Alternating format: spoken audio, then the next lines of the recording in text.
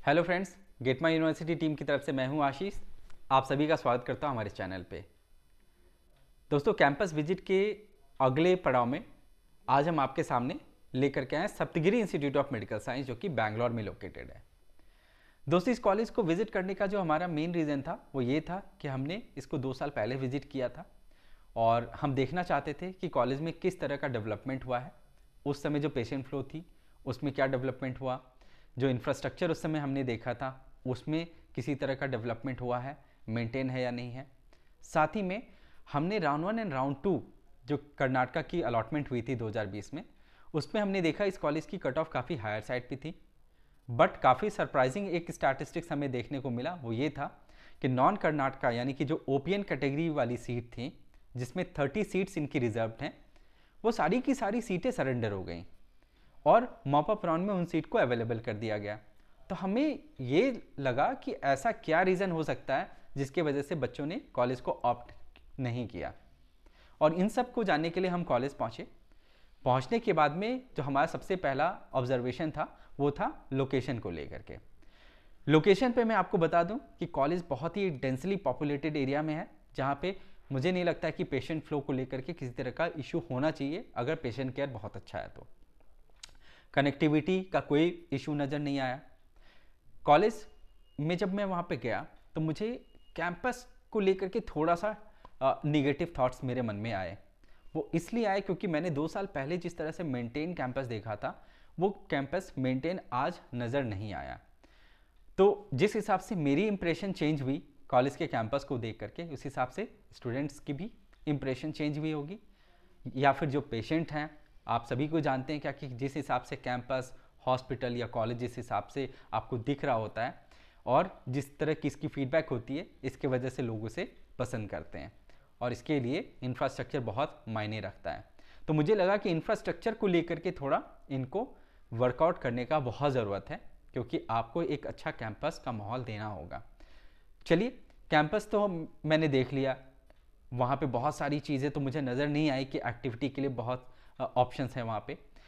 Campus के अंदर में हॉस्पिटल, हॉस्टल, कॉलेज सब कुछ एक ही आपके कंपाउंड के अंदर में आपको मिलेगा, आपको कहीं और जाने की ज़रूरत नहीं है।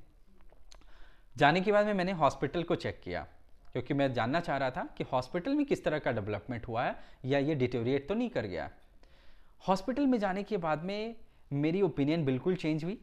जो इंफ्रास्ट्रक्चर को देखने के बाद में मेरा एक निगेटिव थॉट आया था, वो हॉस्पिटल को देखने के बाद में मेरा बिल्कुल बदल गया। हॉस्पिटल मुझे बिल्कुल कॉर्पोरेट फॉर्मेट का दिखा, जहाँ पे हर कुछ मेंटेन दिखी, नीट एंड क्लीन तो था ही, साथ ही में बहुत ऑर्गेनाइज मुझे नज़र आया और पेशेंट फ्लो बहुत थे।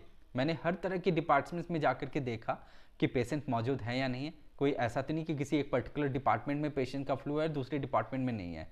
तो ये मेरा जो पर्सपेक्टिव था कॉलेज को लेकर के पेशेंट फ्लो को, जो मैंने 2 साल पहले 500-600 का एक एवरेज फ्लो देखा था, वो बिल्कुल चेंज हो गया। मुझे यहाँ पे लगभग 1400-1500 पेशेंट्स का एक एवरेज फ्लो नज़र आया। मैंने पूछा जब कि रजिस्टर्स में आपके कितने नंबर से एंट्री हो रही हैं डेली बेसिस पे, उसके हिसाब से मैंने कैलकुलेट किया कि मल्टीपल डिपार्टमेंट्स के हिसाब से मैंने एक एवरेज निकाला, तो 1500-1600 पेशेंट्स मुझे ऑन एन एवरेज नज़र आए और वो मुझे फिजिकली एविडेंट भी वहाँ पे दिखा। इसके बाद में मैंने फैसिलिटीज़ पे पूछा, तो फैसिलिटीज़ भी मुझे बहुत अच्छी फीडबैक मिली। पेशेंट से मैंने पूछा कि आपको केयर पे किस तरह का आपका फीडबैक है, तो वो लोग सेटिस्फाइड नज़र आए।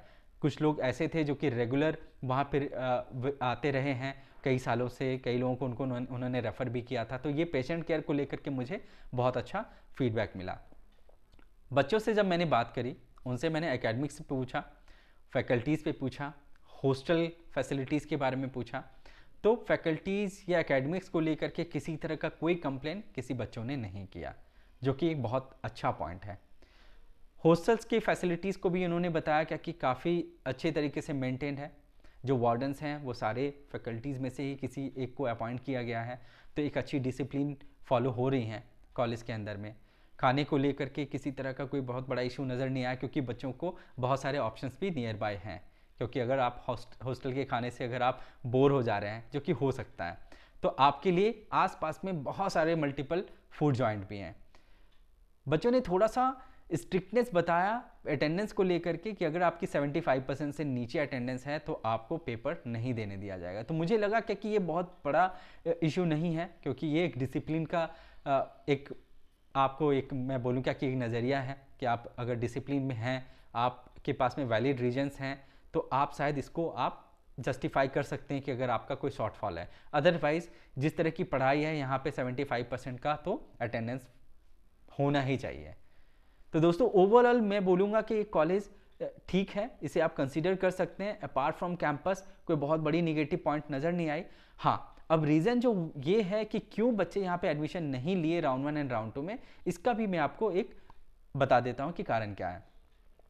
रीज़न ये है कि राउंड 1 एंड राउंड 2 में हमने जो कट ऑफ देखा वो बहुत हायर साइड पे था, और उस स्कोर रेंज में, उस रैंक रेंज में बच्चों को कई मल्टीपल स्टेट्स में गवर्नमेंट की सीटें अलॉट हो जाती हैं, जिसके वजह से उनको बाद में रियलाइज़ हुआ और राउंड 1 एंड राउंड 2 में किसी तरह का सिक्योरिटी डिपॉजिट नहीं है, जिसके वजह से कर्नाटका में बच्चे फॉर्म फिलिंग तो कर देते हैं, अलॉटमेंट भी कर जाते हैं, और बाद में सोचते हैं क्या कि देखा जाएगा, अगर हमारा किसी बेहतर कॉलेज में एडमिशन हुआ तो फिर ठीक है, अदरवाइज हम नहीं लेंगे। बट इस कारण से क्या होता है कि आप मॉप अप राउंड में आप एलिजिबल नहीं रह हो पाते हैं राउंड 1 एंड राउंड 2 के अलॉटमेंट मिल जाने के कारण।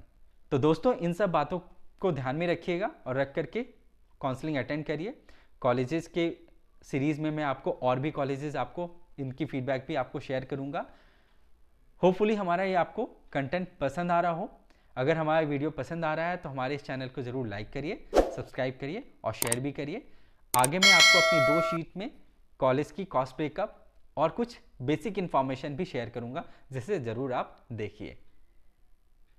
अब इसकी कुछ बेसिक इन्फॉर्मेशन आप देख लीजिए। Saptagiri institute of medical science एक प्राइवेट मेडिकल कॉलेज है। इसे 2011 में इस्टेब्लिश किया गया था। 150 सीट्स हैं यहाँ पे, और ये मेडिकल काउंसिल ऑफ इंडिया के द्वारा रिकॉग्नाइज्ड है। पीजी कोर्स भी है यहाँ पे, 78 सीट्स हैं यहाँ पे। हॉस्पिटल में आपको 1030 बेड की टीचिंग हॉस्पिटल मिलेगी। कैंपस में हॉस्पिटल है। ओपीडी का फ्लो 1500 से 1600 डेली एवरेज है। इंफ्रास्ट्रक्चर मैंने गुड यहाँ पे डाला है इस वजह से, क्योंकि थोड़ा अगर ये मेंटेन करते तो ये वेरी गुड के कैटेगरी में फॉल करता। हॉस्टल इन कैंपस है। फैकल्टीज़ बहुत अच्छा स्ट्रेंथ है यहाँ पे इस कॉलेज के अंदर में। 457 total number of teaching strength है। लोकेशन है about 38 kilometre from Bangalore airport, और किसी भी सिटी के किसी भी रीजन से आप 1 घंटे के अंदर में इस कॉलेज में पहुंच सकते हैं। स्टूडेंट की फीडबैक एकेडमिक्स को लेकर के बहुत बढ़िया है। पेशेंट फ्लो को भी लेकर के किसी तरह का कोई भी इशू नज़र नहीं आ रहा है। फैकल्टीज़ को भी लेकर के उनका एक अच्छा फीडबैक है। एक्सपेक्टेड जो स्कोर होगा ओपीएन कैटेगरी यानी कि नॉन डोमिसाइल बच्चों के लिए, वो 575 से 580 के बीच में। एक्सपेक्टेड जो स्कोर होगा जीएमपी यानी कि कर्नाटका डोमिसाइल बच्चों के लिए, जो 9,94,406 फी स्ट्रक्चर जो है एनुअल, उस पर उनको 480 से 490 का स्कोर रखना होगा, जिसके बीच में उनको ये कॉलेज अलॉट हो सकता है। अब इसकी कुछ कॉस्ट ब्रेकअप भी आप लोग देख लीजिए। ओपीएन कैटेगरी में 9,94,406 पर एनम का फी स्ट्रक्चर है। अदर कोटा और एनआरआई कोटा में फी स्ट्रक्चर सेम है, जो कि बहुत हायर साइड पे है, जिसके वजह से इनकी सीट खाली रहती हैं। 60,12,450 का दोनों कैटेगरी के लिए। गवर्नमेंट कोटा यानी कि जो डोमिसाइल बच्चे हैं उनको प्राइवेट में जो गवर्नमेंट एडेड सीट है, अगर वो अलॉट होता है तो उस केस में 1,41,196 पर एनम का ट्यूशन फीस पे करना होगा। टेन्योर जो है आपका 4.5 ईयर्स का है। हॉस्टल 90,000 यानी कि 2 शेयरिंग अगर आप जाना चाहते हैं तो 90,000 है। 3 शेयरिंग में 65,000 है। ये इंक्लूडेड है आपका इसमें mess facility. Other charges 1,60,000 rupees है, जिसमें आपकी यूनिवर्सिटी एग्जामिनेशन और मल्टीपल मिसलेनियस एक्सपेंसेस भी कवर्ड हो जाएंगे। टोटल फर्स्ट ईयर में आपको पे करना होगा 12,44,406। सेकेंड ईयर ऑनवर्ड्स आपको 12,04,406 का अप्रॉक्सीमेट आपको फिगर रखना होगा कॉस्ट वाइज। अब कुछ इसकी फ़ोटोज़ है जो कि मैं आपके साथ में शेयर करना चाहता हूँ। ये आपकी एंट्रेंस है। एंट्रेंस करने के बाद में आप सामने में देख रहे हैं ये आपकी कॉलेज बिल्डिंग है, और राइट हैंड साइड पे जो आपको दिख रहा है ये आपका कॉलेज का हॉस्टल है। ये आपकी एकेडमिक ब्लॉक है, ये आपका हॉस्टल हो गया। ये आप देख सकते हैं ओपीडी में पेशेंट्स का फ्लो किस तरीके से नज़र आ रहा है, और ये आपका कैंपस है। थोड़ा मुझे लगा कि इस कैंपस को थोड़ा ब्यूटीफुल बनाया जा सकता है।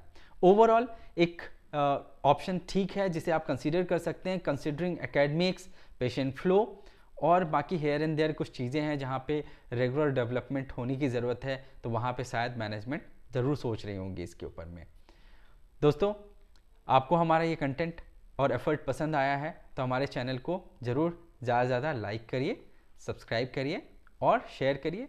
हमारी टीम की पेड काउंसलिंग अवेल करना चाहते हैं तो इस दिए गए नंबर पे ज़रूर कांटेक्ट करिए। Thank you for watching this video. Say hello to GMU, the one-stop shop for all your admission needs. We introduce you to the finest universities and help find the best fit based on your profile. We help with applications and assist with documentation, visas and even accommodation. With over a decade's worth of experience, 40 university partners in 10 countries worldwide and more than 5,000 satisfied students, GMU does it all. Fix a meeting with us today.